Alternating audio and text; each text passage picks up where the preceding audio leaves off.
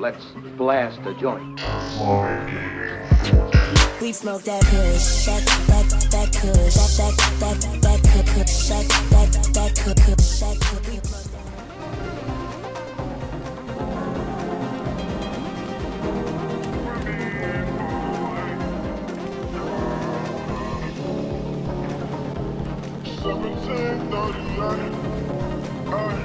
I'm like, hey, what's up, alone? Since your pretty ass, only she came in the door. I just wanna chill, got a sack on my stove. Married to the money, introduced her to my stove. Showed her how to whip it, now she remixing my low. She my track queen, let her hit the trando. We be coming up, watch how far them bands go. We just set it go, talking blacks and Lambos. I'm 56 a gram, mama. I love that how she with the tempo. In the strip club, baby, let the fans go. Everybody hate on me, just call the fans know. In love with the money, I ain't never let go. And like it up, baby, baby, I still love the one I'm getting flop. Baby, yeah, and like it rock, baby, baby, be in the kitchen, cooking pop. Baby, yeah, and like it rock.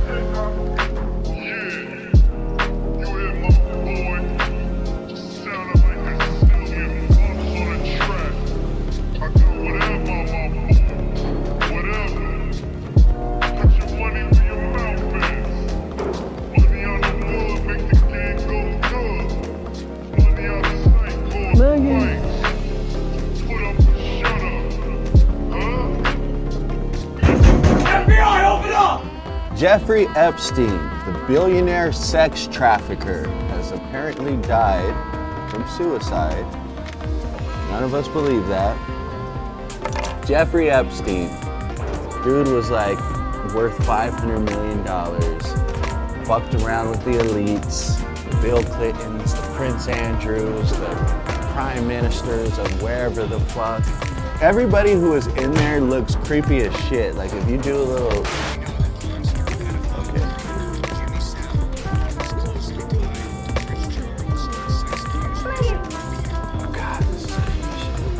this just lets you know that there's levels to fucking money here, okay? As you get to that first little like hustler level, you might get your little rollie, might get your little Benz. Then you go up, you know, you might get your little crib, you might start investing in commercial real estate. Then there's some motherfuckers really balling who got yachts and shit.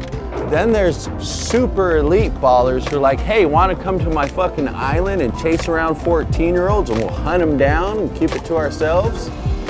I got 5 of them on the way now. That's, you know what I mean? There's some shit going on up here in these fucking levels. Creepy ass shit. Bill Clinton was there. When I saw Bill, I just like laughed when I saw his face because they like showed a clip of Bill. I was like, Bill, of course you were there. And fucking imagine Hillary being like, God damn it, Bill, again? How many fucking times are we gonna get dragged through fucking media? We already had Monica Lewinsky, we already had every fucking thing that you did to us. Now you're chilling with Epstein and he was like, hey, what are you gonna do? We had some sweet parties over there. Fuck, Bill.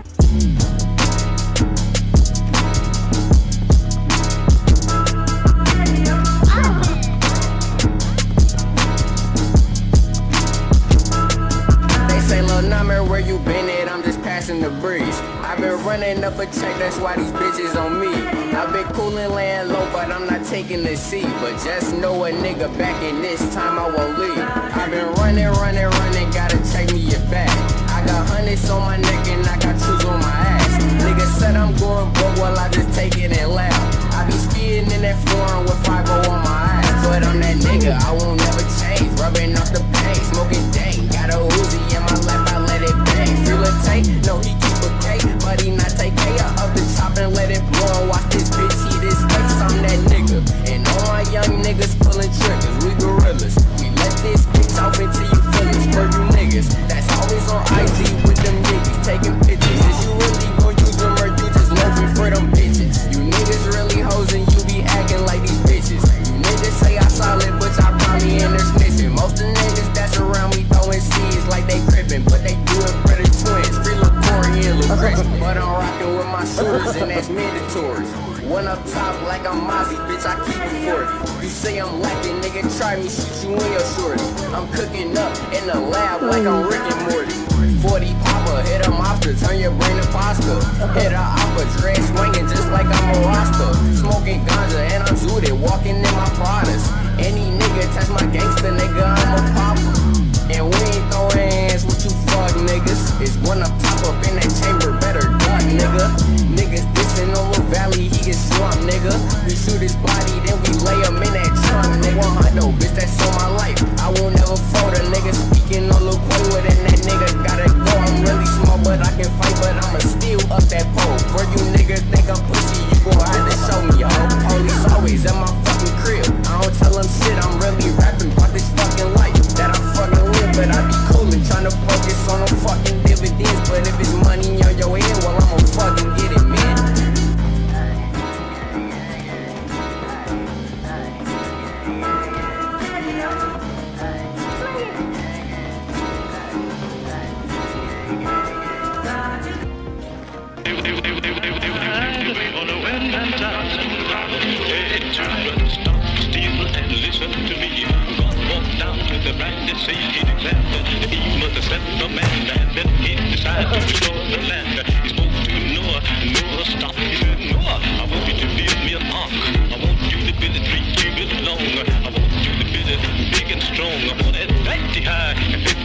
So it will stand in the wind and tide. Oh no, oh no, Gotcha, bitch. oh no, I got to go around on the wind and tide, but there's a oh no, oh no, oh no, I got to go around on the wind and tide. Well, after the foundation was laid, then Noah began to hew and build the ringing of the hammer that judgment, the hewing of the salt that sailor invent. 100 years he hammered and sawed, building the ark by the grace of God. When the ark was done, God's voice was heard. He said, now Noah, let me tell you what to do. Call in animals 2 by 2, so he called them in the ark. 2 by 2, he called the birds, the ox with the kangaroo. Then he called in Japheth, the ham and the Sam. Then God began to flood the land. He raised his hands to heaven on high, shook the stars and moon from the sky, shook the mountain, he troubled the sea, hit the wind, his chariot wheel, stepped on land, stood on the shore, and he clapped that time, there wouldn't be no more birds. Oh, no.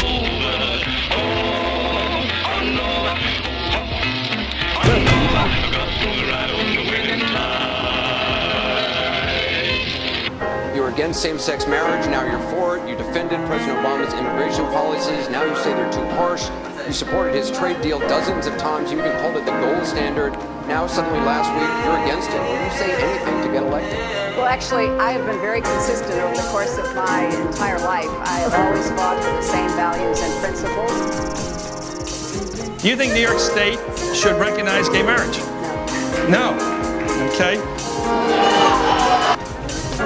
I believe that marriage is not just a bond, but a sacred bond between a man and a woman.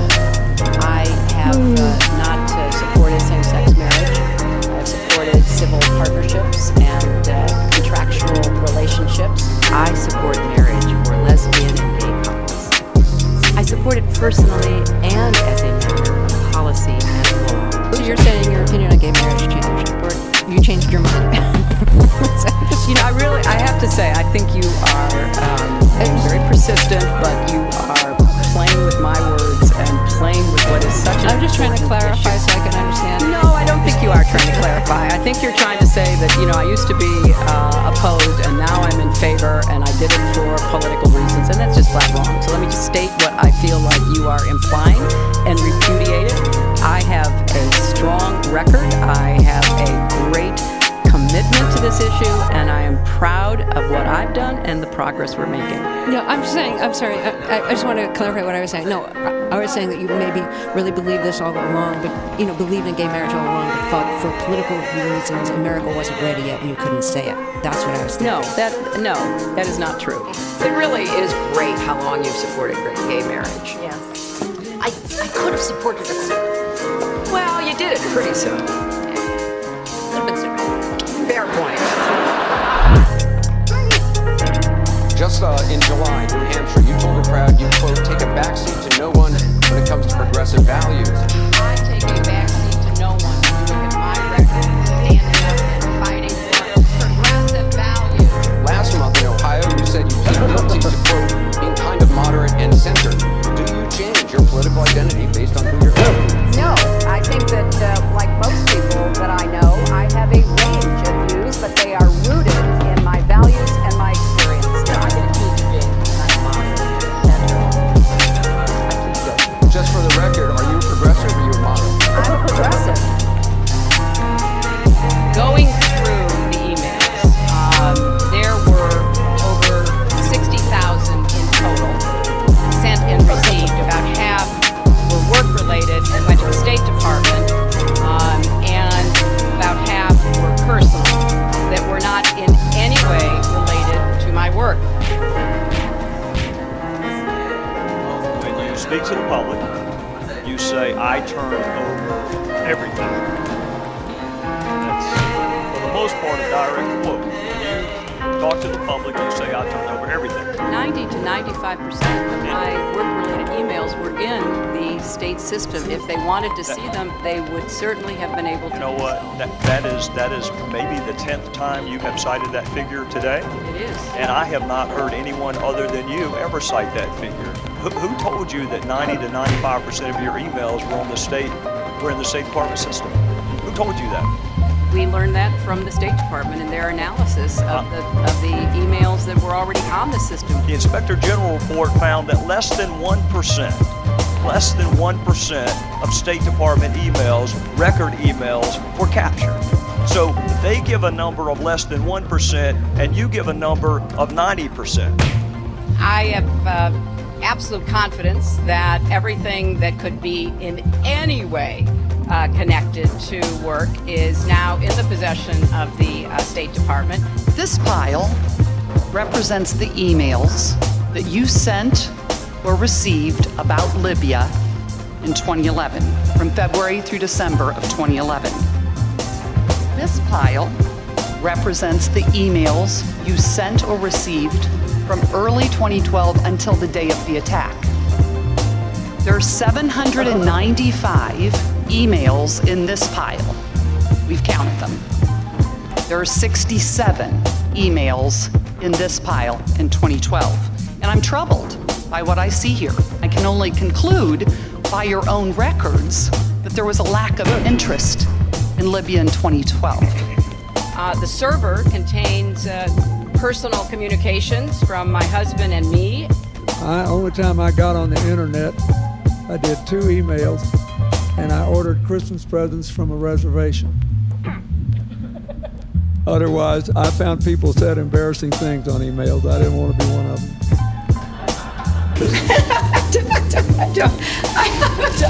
I mean, and how many angels dance on the head of a pin? I have really nothing to. I mean, how do you answer that? I represented Wall Street as a senator from New York, and I went to Wall Street in December of 2007, before the big crash that we had, and I basically said, cut it out. Quit foreclosing on homes. Quit engaging in these kinds of speculative behaviors. Now, who's exactly to blame for the housing crisis? I think there's plenty of blame to go around.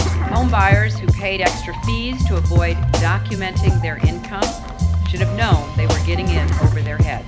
Of course we have to deal with the problem that the banks are still too big to fail. We can never let the American taxpayer and middle-class families ever have to bail out the kind of speculative behavior that we saw.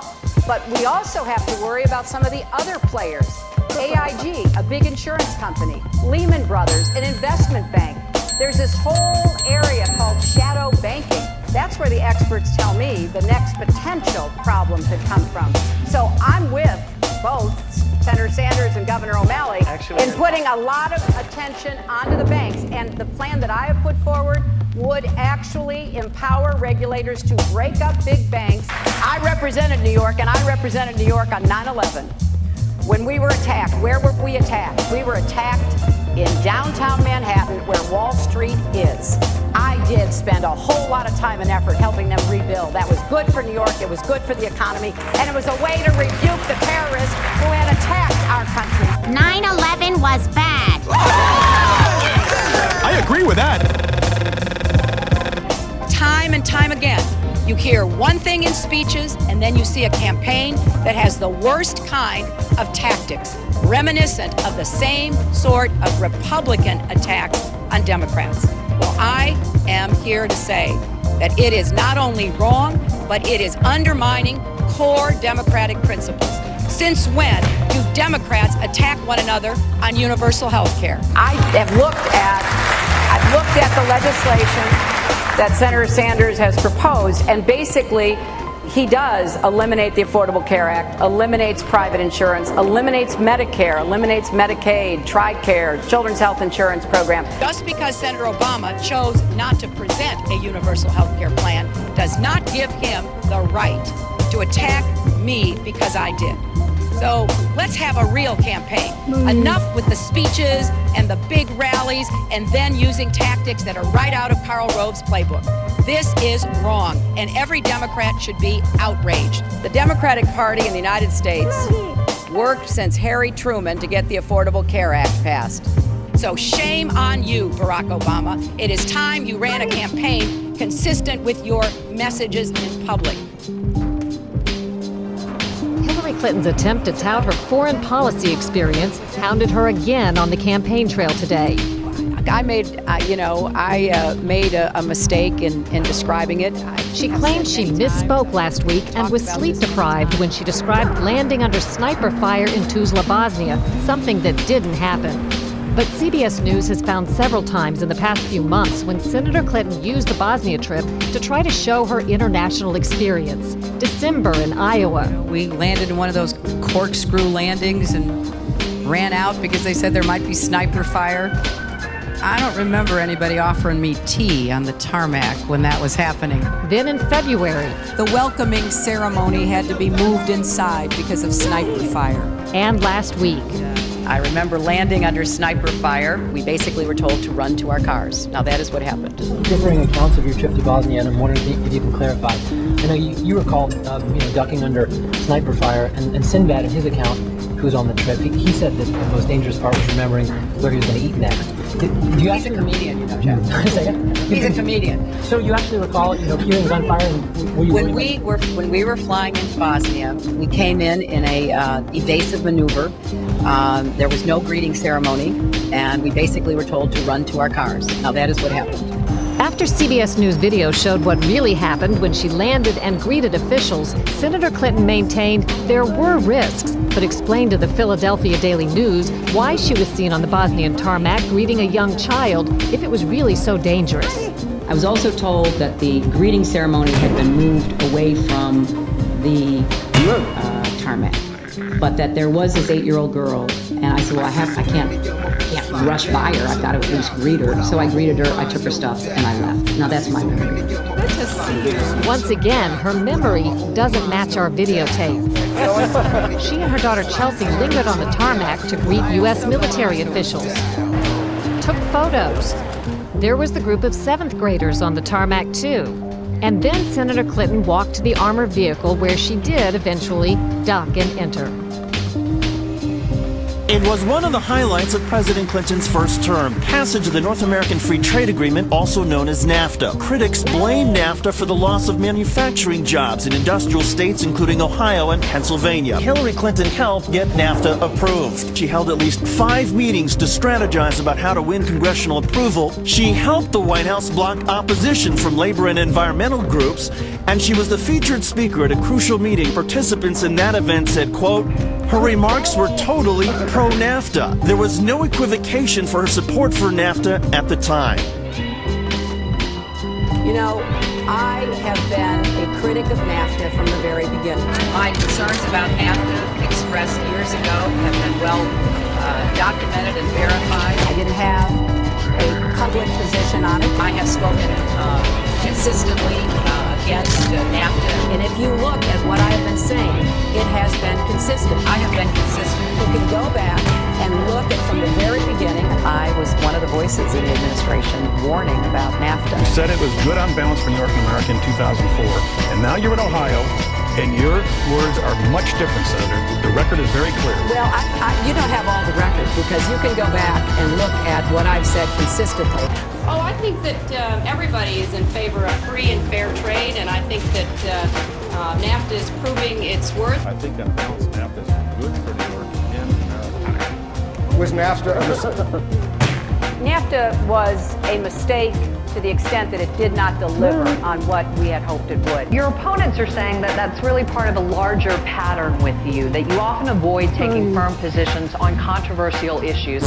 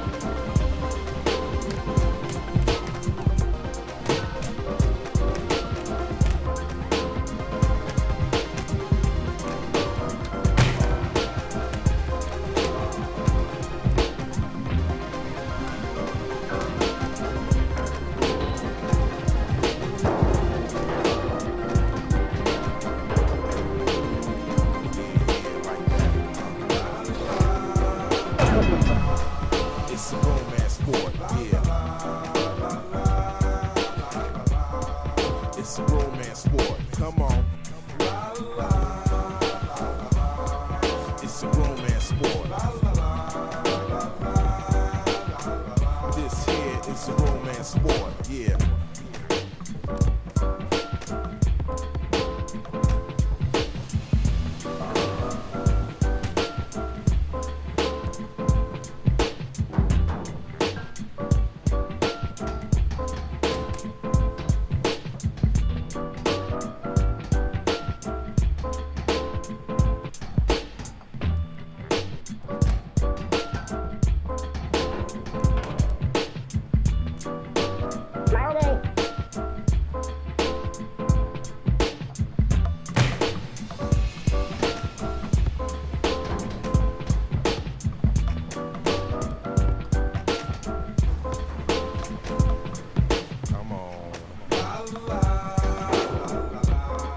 It's a grown man sport.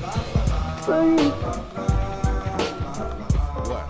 It's a grown man sport. Yeah, yeah. It's a grown man sport. It's a grown man sport like that.